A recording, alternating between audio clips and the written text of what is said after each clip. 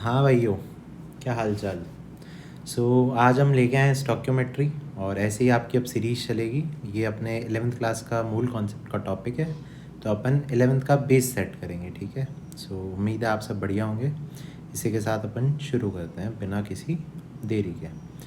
अपना टॉपिक है स्टॉक्योमेट्री। सबसे पहले ये समझो, क्या समझो कि स्टॉक्योमेट्री भाई साहब होता क्या है। करेक्ट। क्योंकि स्टॉक्योमेट्री क्या है ये तो समझना पड़ेगा, राइट। स्टॉक्योमेट्री है क्या? स्टॉक्योमेट्री है आपका क्वांटिटेटिव एनालिसिस। अरे भाई, ये आसान शब्दों में अपन को क्वांटिटी मेज़र करनी है। ठीक है, क्या मेज़र करनी है? क्वांटिटी। स्टॉक्योमेट्री से क्वांटिटेटिव एनालिसिस किसका? केमिकल स्पीशीज़ का इन अ रिएक्शन। ठीक है। एक चीज़ और याद रखनी है, इसमें सिर्फ और सिर्फ बैलेंस्ड इक्वेशन इन्वॉल्व होगी। क्या इन्वॉल्व होगी? Balanced equation. आपको कोई भी इक्वेशन दे उसको बैलेंस करना है, फिर क्वांटिटीज़ निकालनी है। ठीक है। कैसे होगा, क्या होगा, समझो। जैसे कि मैं आपको बोलूँ, अपने पास में एक इक्वेशन है N2 plus H2 gives you NH3।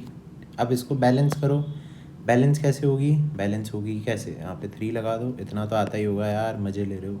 चलो, ये क्या है? ये सारे के सारे what are these? These are stoichiometric coefficients. क्या बोलते हैं अपन उनको? Stoichiometric coefficients. ठीक है।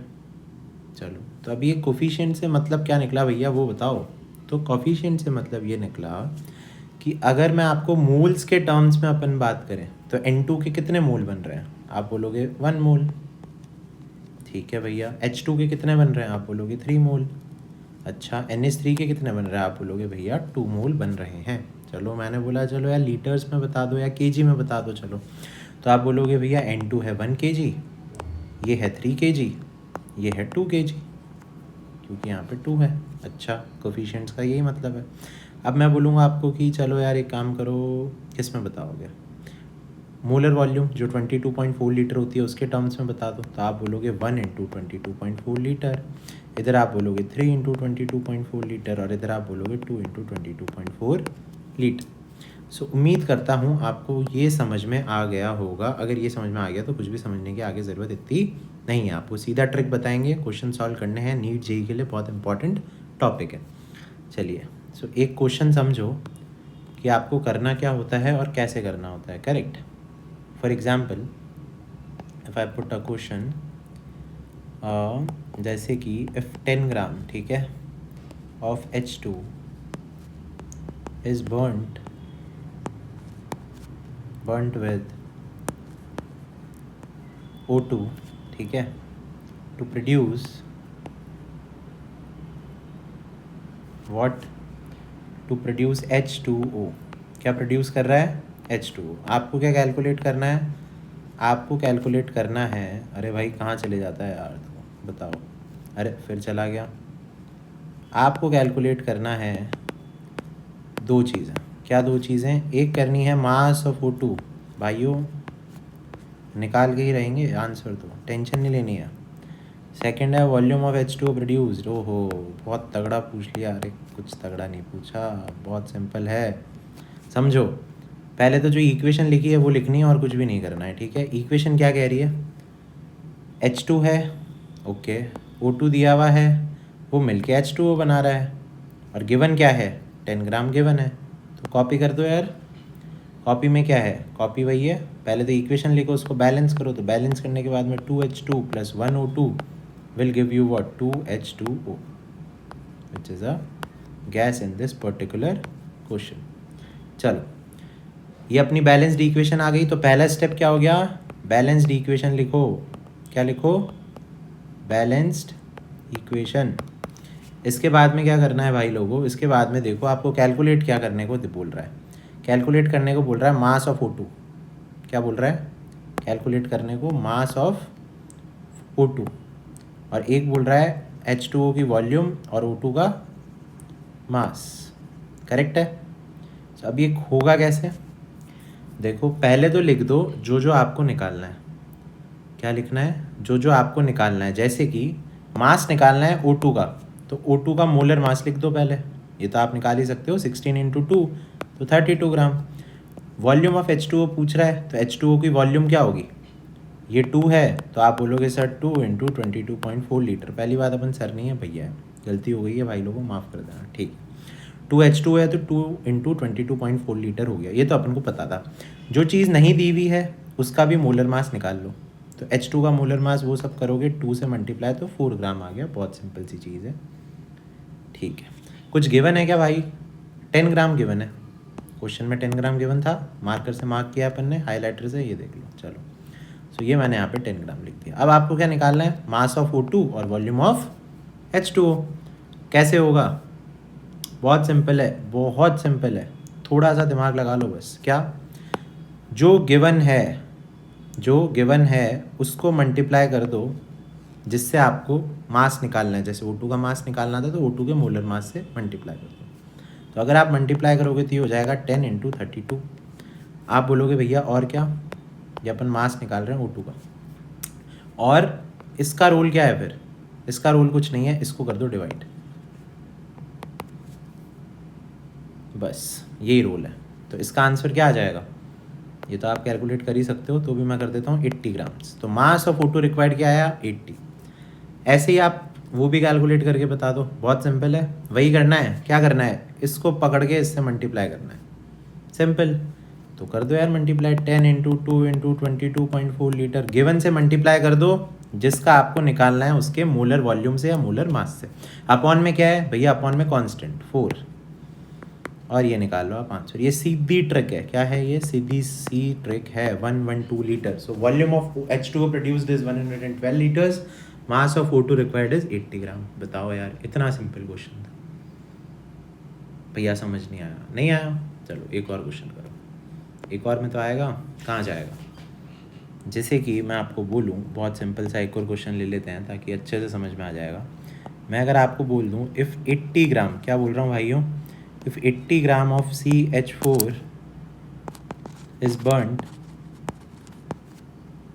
विद O2, किसके साथ बर्न हो रहा है, with O2, to produce what, to produce CO2 and H2O, ठीक है। आपको कैलकुलेट करना है भाई लोगों, बहुत सिंपल सी चीज़ कैलकुलेट करने के लिए बोल रहा है, moles of O2 required, moles of O2, ठीक है, फटाफट से करेंगे, वॉल्यूम ऑफ CO2, और लास्ट क्वेश्चन क्या बोल रहा है, मास ऑफ H2O। क्या बात है, बहुत ज़्यादा पूछ लिया भाई साहब। देखो क्या सीन बैठेगा इसमें, बहुत सिंपल सीन है भैया। पेन चेंज करेंगे पहले, तो अपने पास में सुविधा उपलब्ध है, हाँ कॉमेडी, चलो। सो 80 ग्राम ऑफ CH4 है, पहले तो इक्वेशन बनाओ भैया, कौन सी इक्वेशन, बैलेंस्ड इक्वेशन, क्या बात है, ये नहीं भूलना है भाई, ये भूलते काम गड़बड़ है। तो बैलेंस्ड इक्वेशन क्या बन रही है, CH4 प्लस O2, तो 2O2 हो गया, अगर बैलेंस करोगे तो CO2 तो एक ही रहेगा, प्लस 2H2O आ गया। चलो अब क्या क्या निकालना है, वही प्रोसेस रिपीट करना है भाई, कुछ और नहीं करना है आप लोगों को, देख लो। मोल्स ऑफ O2, तो क्या लिख दो पहले, O2 के मोल्स लिख दो। O2 के मोल्स कितने आ रहे हैं, गिवन मोल 2 मोल है, वही स्टोइकियोमेट्रिक कोफिशिएंट। चलो नेक्स्ट क्या पूछ रहा है, वॉल्यूम ऑफ CO2, तो CO2 की वॉल्यूम लिख देते हैं। वॉल्यूम ऑफ मोलर वॉल्यूम क्या आएगी, stoichiometric coefficient 2 into 22.4 litre. And last is mass of H2O, तो मास पूछ रहा है H2O का, अरे उल्टा बोल दिया, चलो चलो चलो फटाफट से सही किया जाए।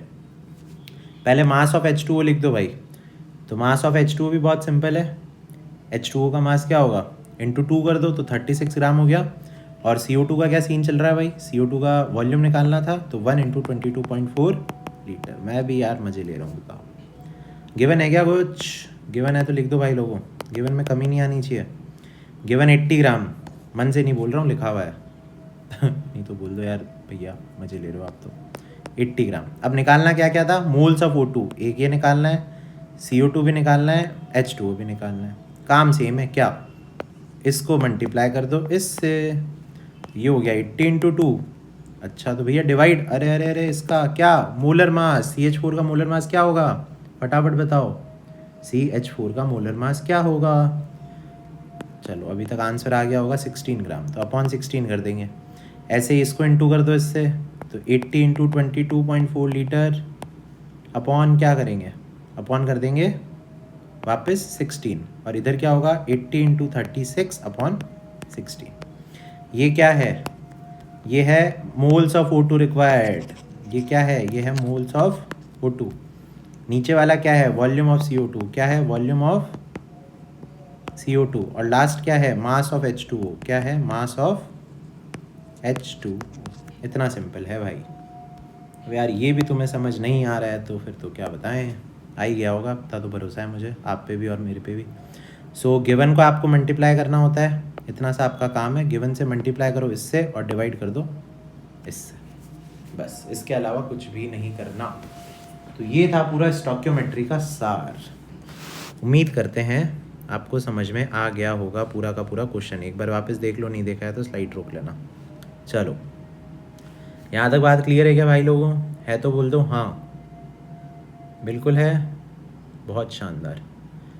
तो ये होती है भाई स्टोइकियोमेट्री। क्या करते हैं अपन, क्वांटिटेटिव एनालिसिस करते हैं। बैलेंस्ड इक्वेशन है, कोफिशिएंट से निकालो, कोफिशिएंट क्या होंगे आगे वाले नहीं, कोफिशिएंट क्या होंगे भैया, अरे भैया आगे वाले नहीं होंगे, नीचे वाले, ये पीछे वाले होंगे जो आगे लग रखे हैं, स्टार्टिंग में लग रखे हैं, ठीक है। और ये क्वेश्चन रहा आपके आगे, कुछ नहीं किया है भाई, सीधा गिवन से मल्टीप्लाई कर दो जिसका निकालना है, और अपॉन में फर्स्ट नंबर वाले को डिवाइड मार दो, यही किया है सेकंड क्वेश्चन में, इतना दिमाग नहीं लगाना है, ठीक है। क्वांटिटेटिव एनालिसिस करी या नहीं करी, मोल्स निकाले, वॉल्यूम निकाली, मास निकाला, मोल्स निकाले, वॉल्यूम निकाली, मास निकाला, करी ना क्वांटिटेटिव एनालिसिस, बस। तो ये थी पूरी स्टोइकियोमेट्री, 2 क्वेश्चन से आपको समझ में आ गई होगी। सो आप तो बस स्माइल करते रहिए, खुश रहिए, और अगले वीडियोस में मिलेंगे अपन, पूरा चैप्टर ख़त्म करेंगे, रिएक्टेंट्स वाला और सारी चीज़ें, ठीक है। तो take care, see you in the next class, bye bye.